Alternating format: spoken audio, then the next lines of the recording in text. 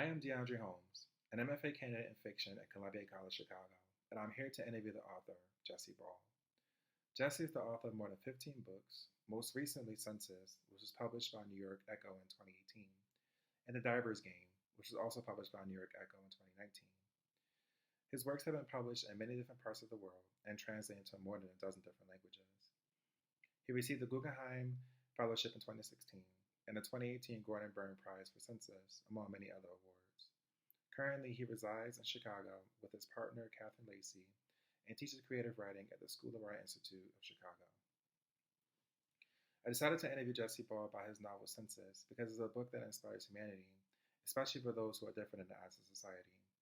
In my own writing, I aspire to challenge the notion of what is normal or otherwise accepted by society, and shed light on those people who live outside of its borders.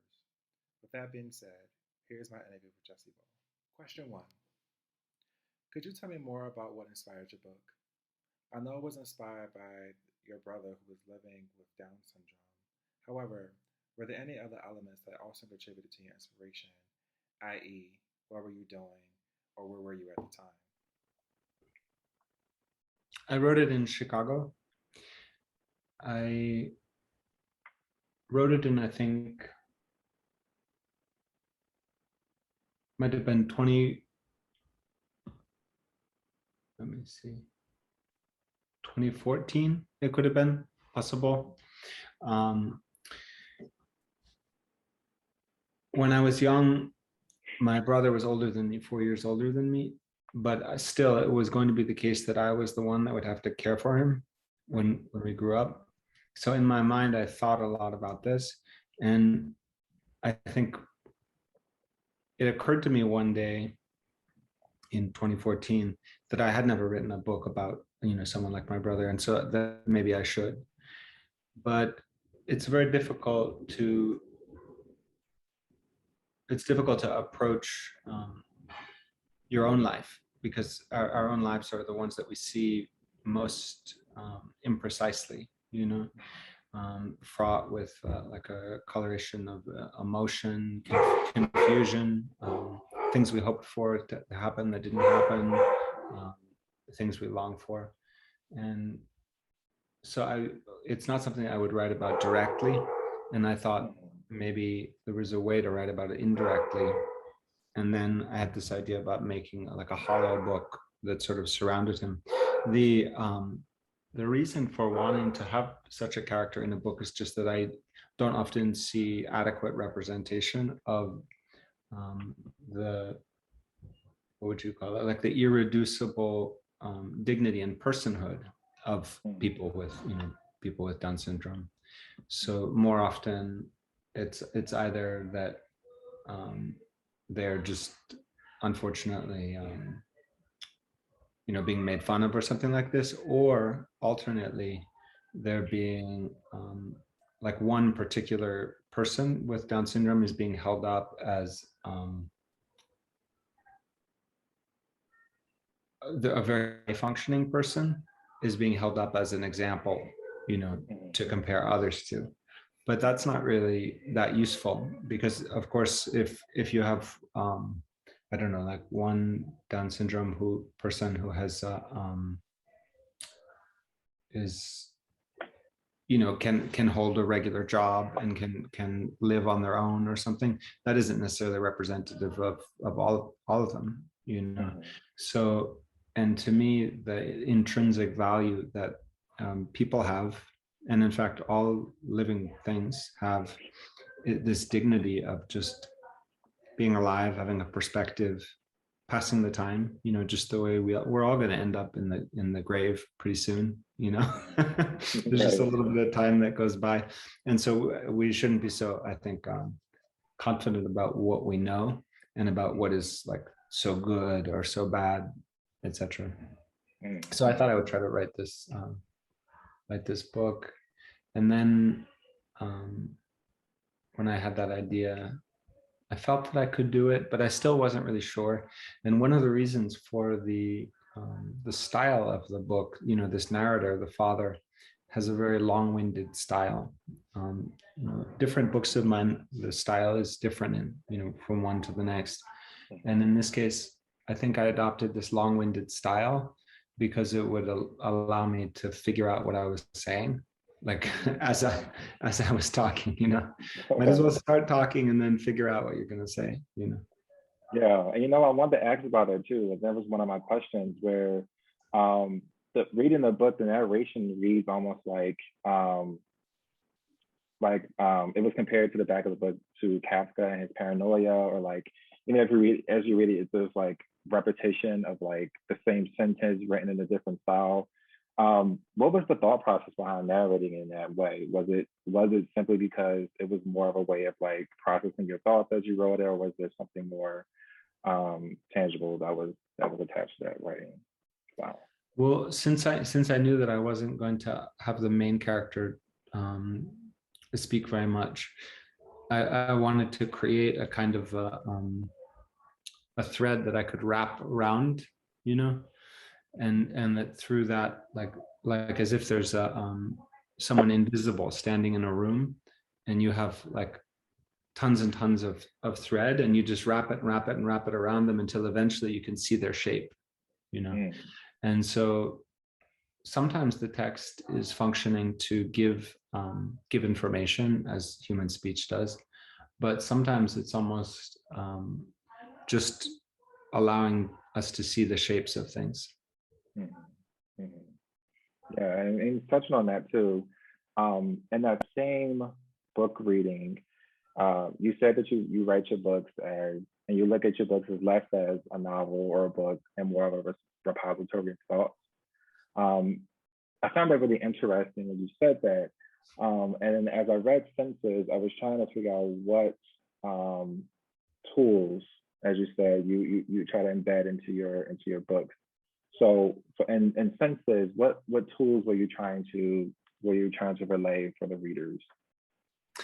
Well, I would say the main one in CENSUS is a stance, like a position relative to human behavior, culture, society, a stance and a position that is sort of liminal in between things, as if rather than being at the party, you're sort of standing in the wall, like looking out at the party, but then also you can go out and join the party, but then go sort of see it from the out. When you can see something from the outside and from the inside at the same time, it gives a little more freedom, I think.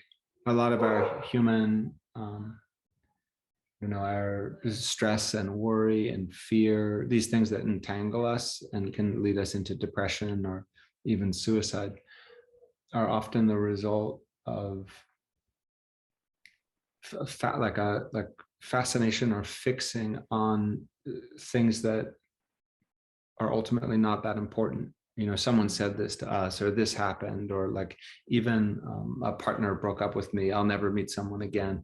All these kinds of things, when in fact there are plenty of people in the world. You might just go meet someone else who you like even more, or like, so it happens that someone defrauds you and takes all your money, but then that leads you to live on a street where you meet two of your favorite people that you would ever, so sometimes the things that can come up in life are so valuable relative to that we would want to give up everything just to get them, and then give up everything and tumble through life, like giving up what we have to receive more of the give things. But it's hard to have that posture that you're ready to give things up, ready to think that you don't really own much of anything. You just have like this little lamp of your life, So that's kind of the perspective of the book, this perspective in between things.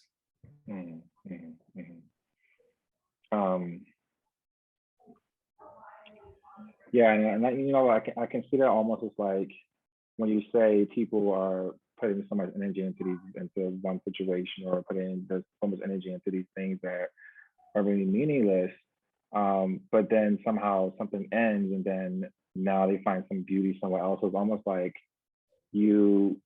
although things may be going terribly in your life on one end, in that space of being in a terrible space, you find some type of beauty out of it. I definitely can resonate with that. And so this piece was about someone who was very close to you. so this is such an extremely personal piece, and it takes a certain level of vulnerability to kind of put that work out there. Especially something I'm working on, being more vulnerable in my own writing. So can you tell me a little bit more about what the editing process was like for you, and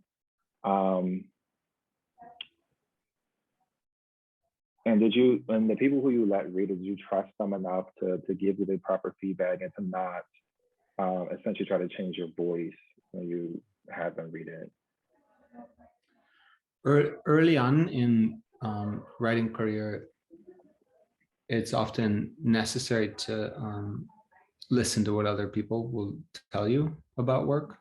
But one of the things that is, I guess, lucky about publishing a number of books is that you can elect to sort of have things your way some of the time, you know? And so in this case,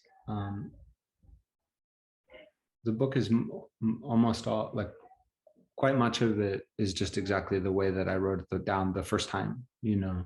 I don't do much editing. I mostly write things within this week that I work on the book, and then there will be an editorial process where the editor says, oh, like, maybe the book could be a little longer, could you add a scene, or like, I didn't understand this, what do you think about that, you know?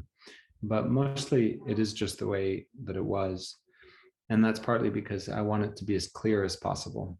And I think going back and changing things, even though it seems like it might make things clearer, it can often, because you're imposing you write it in one like moment of time, and then when you go to a different moment of time and try to fix it, you're bringing another person in. So now the book is constituted by two people. And so, I mean, you've probably had this experience, we all have as writers, where you work on a story too much and then it becomes completely confusing, and you don't even know, you don't even know what, I mean, you can't even see it. You try to read it out loud and you like can't even feel it, you know? So I try to do the least of that, but let's see.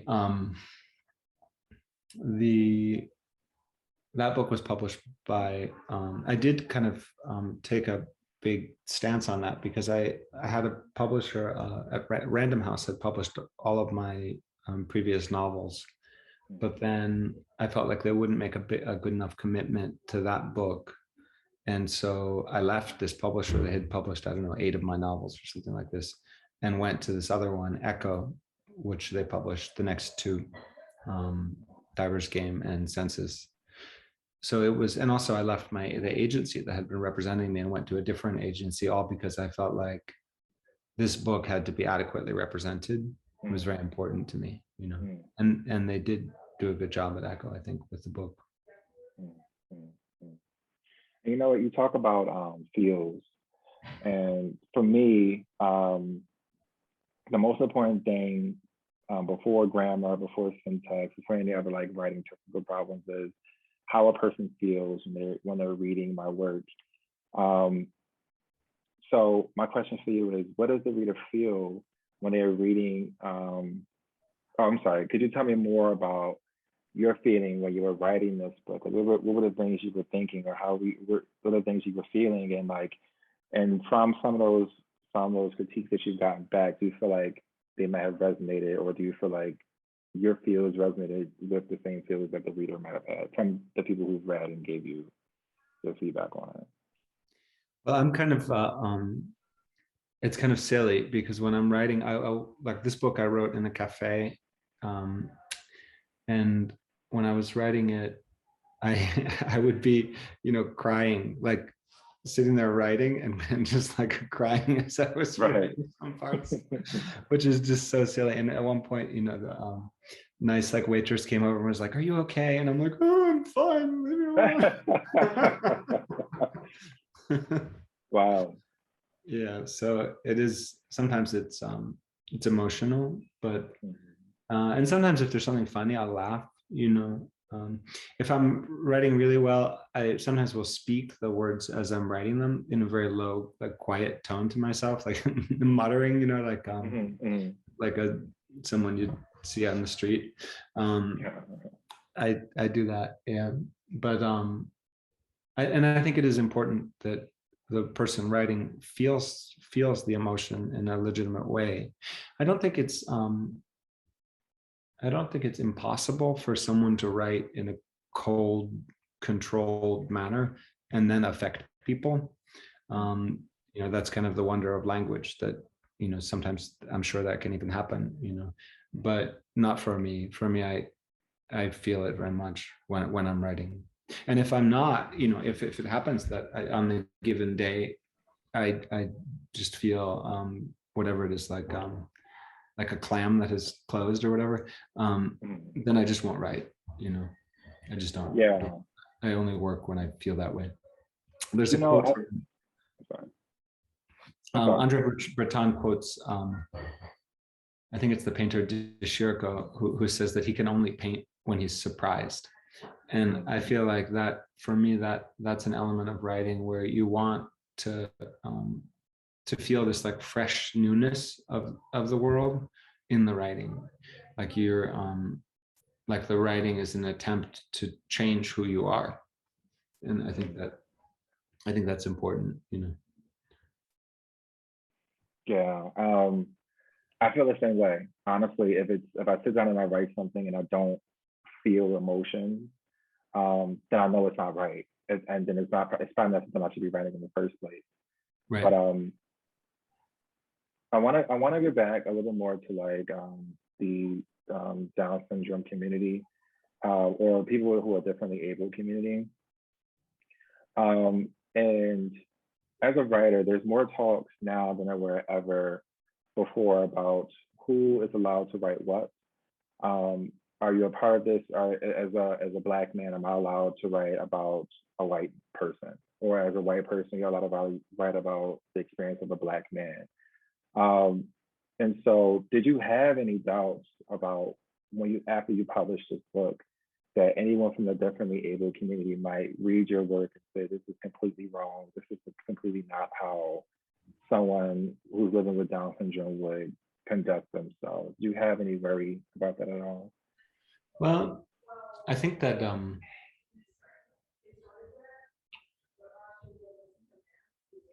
I think it's a very good question to ask, and a good thing for us all as a society to think about. Mm-hmm. But I think also in this case, with something like Down syndrome, it simply wouldn't be that a work of literature like that could be constructed probably by a person with Down syndrome. I think that the technical expertise necessary for that, to write in such a subtle way with language, I think that it could be done with film. I think there are other mediums that could do it. Like probably there's ways to do it with film or even with drama, on the stage.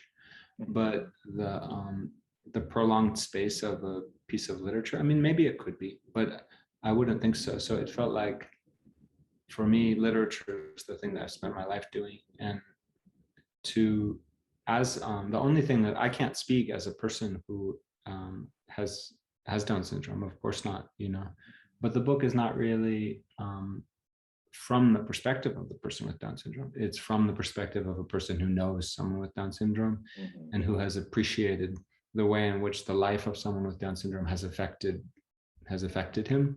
And so it's more about that. And the reason is partly urgent because in our society, there are fewer people born with Down syndrome because especially in the liberal community, people will just choose to not give birth to Down syndrome child. They'll do a DNA, like a test before giving birth, and just not do it.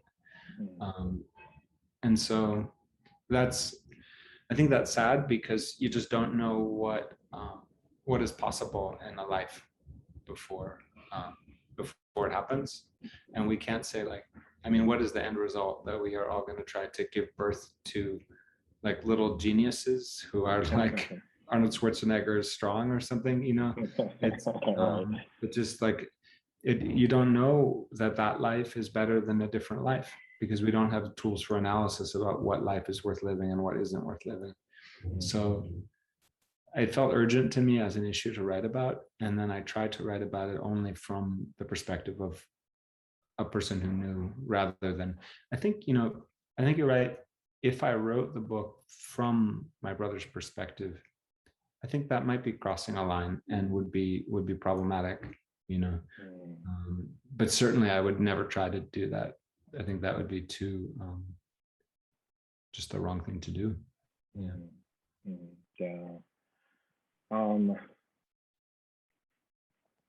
I want to say that those were all of my pressing questions that I had. I do want to say that Census was the first book that I've read, and at the end I cried. I've never felt attached to a piece of work in the way that I did with Census, and I was really excited to be able to work with you.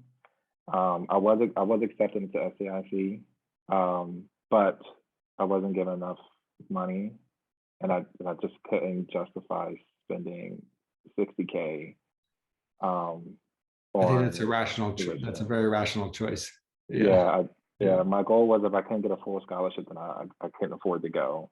Right. Which was a bummer, because I really wanted to study under your tutelage, but I really cannot express how sincere I am for you taking the time today, because I know you're super busy, but I really appreciate you again taking the time to just answer these simple questions, or may not be simple questions, for me, for my project, for my schoolwork, something I know you've been done with for years now.